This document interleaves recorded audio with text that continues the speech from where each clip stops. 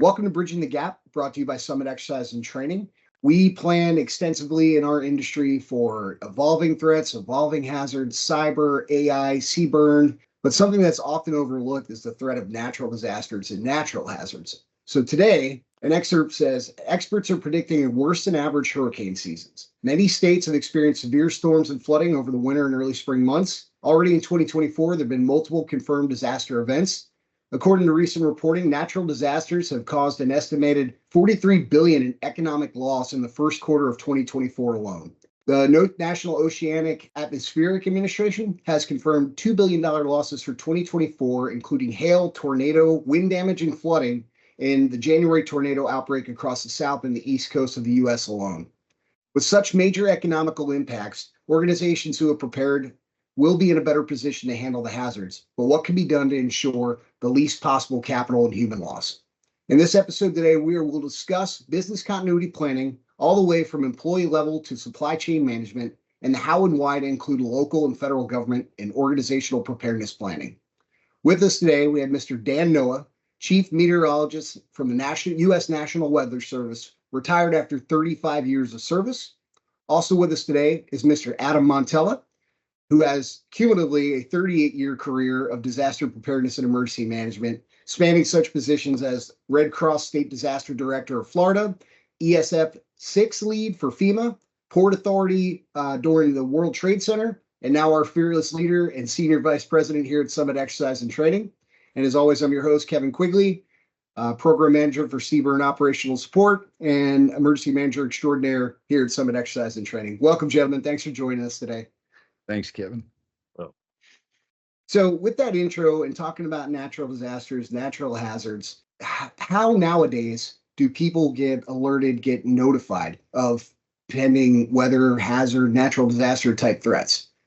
Well, the wireless emergency alert with our modern cell phones has been one of the greatest communication methods for warnings because it can warn you for where you're standing. It doesn't matter if you're at home or on the road, or if you drive into a tornado warning, it's going to notify you. And so that is the best way, but it also, you need multiple ways to get that warning because we know technology breaks, especially during hazardous weather. Any reasons or insights maybe why this season has more of an uptick? Absolutely. This is the, Colorado State University, they're forecasting 23 storms. Then National Oceanic and Atmospheric Administration is forecasting 21. You don't forecast numbers that high. That's not normal. Those are record numbers, and it's hard to forecast a record, and that's exactly what everybody's doing this year. We have, in the last 5 years, we've averaged 20 storms a year. Normal is 14. There's nothing to say we're not going to get over 20 storms this year. So they're going to be out there. Last year, most of them were in the Atlantic. This year, however, the steering patterns and the Bermuda high pressure would stir them more into the Gulf and the East Coast of the United States. So with an increased threat and an increased quantity and maybe severity, let's talk about planning and preparedness. Adam, with your decades of experience in government, private sector, emergency management, disaster planning, and now as executive leadership in an organization that does emergency preparedness and planning and training and exercises, what can be done to maybe take a fresh approach, a new look, some things that maybe business owners or those in government agencies might be overlooking when it comes to natural disaster planning and preparedness? It's always amazed me that even large companies, Fortune 100, Fortune 500 companies don't have the level of preparedness they need to deal with most emergencies. Busy with, day-to-day operations or corporate activities. They may have plans for like cybersecurity, for example, because that's such a prevalent threat nowadays. But when it comes to weather events or natural disaster events, there's less emphasis or capital investment, whether it's sweat equity or money invested in preparing. And it could have cascading effects, as you discussed in your opening. The economic effects of disasters far outweigh the initial costs of an emergency. For example, with the bridge being hit in Maryland month or so ago, 2 months ago, the initial disaster, yes, it's going to have a cost to it and rebuilding the bridge, but they're estimating it's going to take a decade to recover from the economic impact of that emergency. We see that time and time again, even after major hurricanes. It'll take a decade for everything to come back to its normal state. And the things that people or organizations can do to prepare is to form a formalized program around emergency management or business continuity, not just assign it to a person or a small department to write the plan, but it needs to engage everyone from the janitor to the CEO and even the board of directors of large companies in the process, so that everyone knows their role. You're not managing the disaster by a committee meeting post disaster.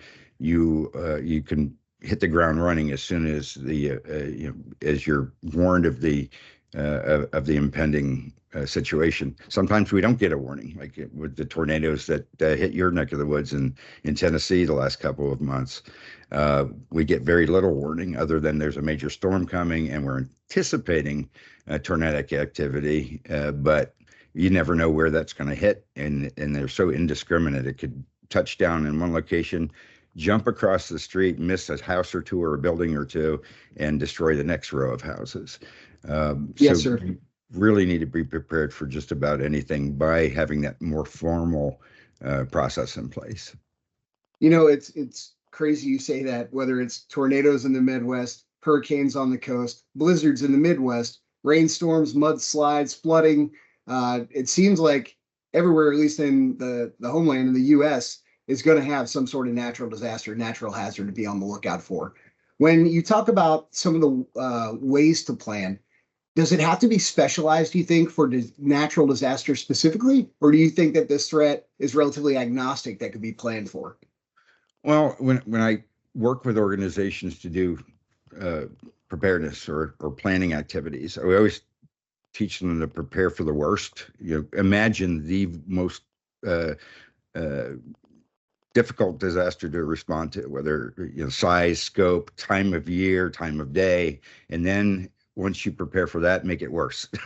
And then you can almost recycle, if you will, some of your planning activities to address other types of emergencies. So, for example, if we plan for hurricanes, you think of shelters, right? But there are shelters needed for flooding events. There's shelters needed for tornadoes, fires. If you plan to open a shelter, you have that kind of standard operating procedure designed for opening a shelter. It's just a matter of scale then. I need to open 50 shelters instead of, one or two. So you can, kind of be agnostic in your planning. There are some events, though, that require some specialized response or specialized considerations, like hazardous material or WMD type materials. Take that one event and now make it worse with something else and compound it, and then you have two plans that you have to execute now. Well, there's actually a third. You take those two events. We call that kind of the disaster upon the disaster, or compounding disaster, where if you kind of misstep in the beginning of the response, you've created a disaster situation because you're not playing catch up to these other events. And if you don't provide food or water in the early stages of an emergency to those that don't have it, then you've got other cascading events like disease or malnutrition and fatigue. So now we're fatigued. We're going out after the storm and trying to rebuild or clean up, and we're getting hurt because we're our guards are down and we're fatigued. Do you think organizations, people writ large, agencies forget over time? Like, I know that we're talking about this one specifically, and you just said everybody's cyber and AI and hazmat, and what's the next big crisis that we got to plan for? Do you think people and organizations forget over time, like the Doppler effect? Yes, I coined the term a while back with a friend of mine, Pete Margella, the Doppler effect for disasters. And it's kind of like, imagine yourself standing on a train platform, waiting for the train to come, and off in the distance, you can hear the train arriving, and as it gets closer and closer to the station, it gets louder and louder, and the dust starts flying, and you realize it's an express train, and it goes right past you. But just as it's doing that, it's the most intense, the most impact on you. And as it goes further away from you down the train tracks, we tend to forget about that event. Same thing happens in disasters. So take anything from 9/11, where we, as a nation, as the world even, paid attention to terrorism and to how bad economics can become because of an event like that. COVID, even hurricanes. We tend to forget how bad it was. So I hear all the time from businesses or even individuals, "Oh, I survived that hurricane. I'll be okay." Or, "I survived the last 5 years living in Florida and we've never been hit." That tends to creep in as well. So experience plays a big role in our preparedness activities.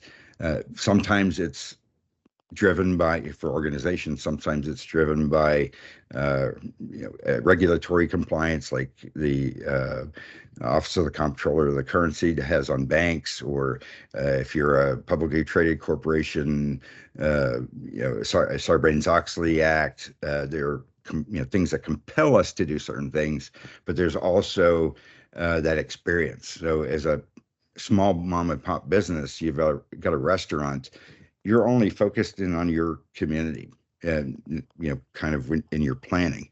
If you're prone to flooding or hurricanes, the businesses that are on the coast or on boardwalks or in beach communities are very familiar with preparing for emergencies, and you'll see them be the first ones to sandbag or put up plywood or shutters on their buildings. But if you go inland a little bit, people, "Oh, we don't live on the coast, we should be okay." Dan and I have given a lot of talks to communities about that threat that we don't perceive. Dan, you want to mention about inland events that are more costly and more deadly than the coastal event? In some hurricanes, it's the heavy rain and flooding that causes more damage than even the storm surge. Of course, storm surge remains the biggest risk. But with Hurricane Ian a few years back in Florida, we had 27 inches of rain in a short period of time, and Florida can absorb a lot of water, but not that much. And we had rivers jump up 10 feet in 8 hours, and people that were going to make the evacuation decision the next day found water in their bedrooms and had to escape out the window. It's those kinds of things that we need to prepare for. So as a business, not only having that plan, but engaging the leadership, your C-suite, your managers, your frontline supervisors in the planning, because I always use this as an example as well. The janitor of or the housekeeping staff of a corporation knows more about the building and the facility and its pain points than the CEO does. That's just so out of their vision. So that's why we need all the stakeholders to engage in developing a plan. We've done a really good job as a nation creating kind of hot sites or warm sites where we can roll our data over to, or even roll staff into as a backup operating location. But those plans also, by and large, don't take into consideration that people were affected by the disaster. All disasters affect people. Forget about the buildings and the business, but the workers that you're intending to show up to work may not be there because their home was damaged, or their children are home, or their elderly parent was hurt in the emergency, and they're going to take care of them first before they take care of you. And that's kind of like what we saw, after Hurricane Andrew and Homestead, and those communities surrounding the major impact. We had police officers and firefighters not show up to work the next day, and that's really out of our realm of imagination, because those how do you keep the community running? Right. So because they were victims of that disaster too. So the city manager in Hialeah, I think it was, sent the public works crews out with visqueen, plywood, shored up their homes, and they had almost a 90% return to work the following day because their families were taken care of. I look at that kind of like Maslow's hierarchy of needs. You know, if I can take care of myself, then I can take care of my family. If I can take care of my family, I can take care of my neighbor. If my neighborhood's safe, I can go to work and take care of my work. And if the company or organization, whether you're a nonprofit, a university, a business, if you invest a little bit of that time and effort, not only in your own disaster plans, but providing some family disaster education for your employees, giving them, you know, if you're expecting people to come in, for example, hospital, you're expecting the shift to come in, what we saw during the storm down in Fort Myers, Naples area, hospital workers that you would expect to be there couldn't be because either the roads were impacted or they hadn't prepared their home because they were on shift and working a 12-hour shift prior to landfall. What we've started doing in organizations is that first operating period. If you're planning on a 12-hour operating period, chop that into 3 parts and let your shifts go home to take care of their families, get their supplies in order, and then return to work. And then you'll see a big jump in the ability to respond. Yeah, all disasters are local. I've heard that term a lot in over the years. A good point you brought up about the community approach. So there's businesses, there's government agencies, state agencies, county agencies that are out there. They're going to have to keep operating. What about volunteer organizations within the community? See people like the Cajun Navy and Team Rubicon and local volunteer outreach activities and disasters, BOADs type organizations that all come together. When you're coming up with these plans, you're doing this training to combat that forgetfulness of events like this. I think it's a great thing to bring in all possible resources from the community. Have you seen that before? Definitely. And a lot of these organizations were born out of necessity or a gap was needing to be filled. Cajun Navy, for example, you know, we expect the federal government or even our local governments to be there for us in time of need. But if you consider the fact, like take Florida, where you would expect every city and county to have a robust team of folks that are in emergency management. Even in Hillsborough County, which was one of the largest DOCs in the state, only has about 30 employees, but we have, you know, several million people in the Tampa Bay area to take care of, and businesses and visitors. So if an event happens during spring break or summertime when families are here, our surge population could be, you know, 8-fold times our normal population. So if we do a good job with community disaster education, working with our partner agencies like Red Cross or Salvation Army or Cajun Navy to, you know, be part of the solution and plan on them rather than ask for the resource after the fact, that goes a long way as well. So as a business, we're seeing a lot more communities create what's called like a BEOC or Business Emergency Operations Center, because if you really look at it, Kevin, the infrastructure of the United States is mostly owned by private sector, not by government. So and our resources and our personnel are coming from private organizations as well, like utilities, things of that nature. But look at Walmart, look at Publix in Florida, or, you know, Piggly Wiggly in your neck of the woods, or giant grocery stores in the mid-Atlantic.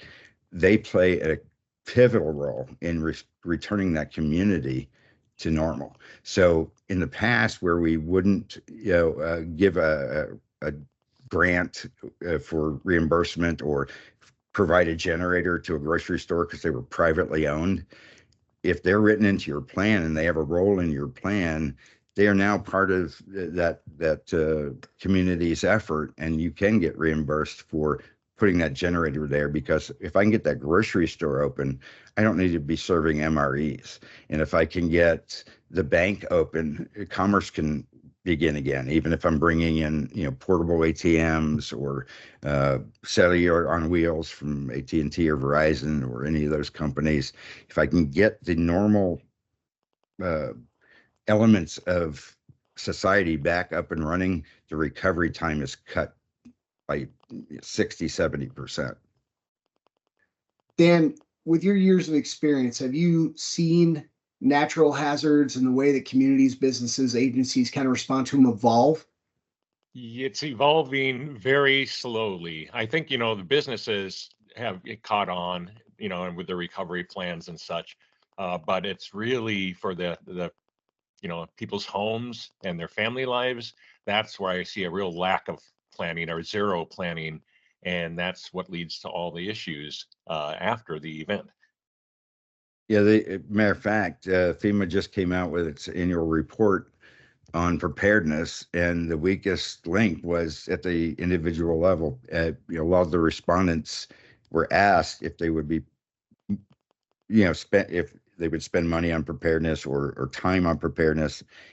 And I think they, even if they've experienced a disaster like a hurricane or a flood or COVID, I think people are burned out on the amount of emergencies, but it's almost like a self-defeating prophecy here, because if you the reason they were impacted as badly in the first place is because they didn't have any planning in place. They survived the event. It was terrible. It cost them money, or they may have lost their job because of the disaster. The business went under that was supporting their income. And then the next time they were saying, what difference does it make? I'm going to be impacted by the emergency. But if you have that plan in place, and it sounds silly, but plan on your evacuation before you have to evacuate. I'm going to go to Aunt Martha's in Georgia, or I'm going to, as I see the storm out there, I've got, maybe 10 days, 5 days before the storm hits. Make a hotel reservation now somewhere outside of the state.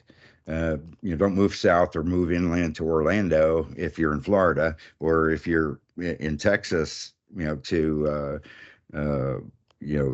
inland somewhere, because the storm's going to follow you. And these mega storms, these Cat 5 storms, if they're a large path, can go hundreds of miles inland, impact not as a 5, but impacting those communities, like you saw during Hurricane